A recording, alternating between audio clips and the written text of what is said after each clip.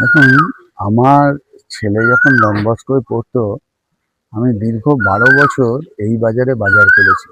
এবং অমিত এবং বিষ্ণু দুটো ছেলে ছিল, পাশাপাশি মাছ বিক্রি করতো। দুর্ভাগ্য, কাকতালি হলো দুজন আজ নেই। যাই হোক, খারাপ লাগছে সবারই। একটা দুর্ঘটনা ঘটে গেছে। এখন পরিবার বিধ্বস্ত।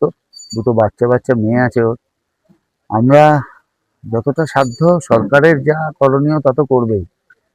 ভবিষ্যতে, অদূর ভবিষ্যতে যাতে ওর বউয়েরও কোনো চাকরির একটা ব্যবস্থা করা যায়, সেটা চেষ্টা করব। যাই হোক, পাড়ার সবাই ওর সাথে আছে।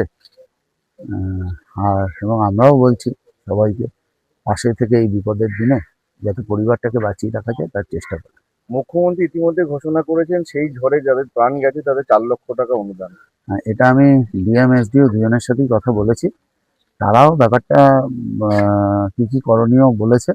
ওরা খুব শিগগিরই দরখাস্ত জমা দেবে। আমারও রেকমেন্ডেশন লাগবে, সেটা আমিও করব।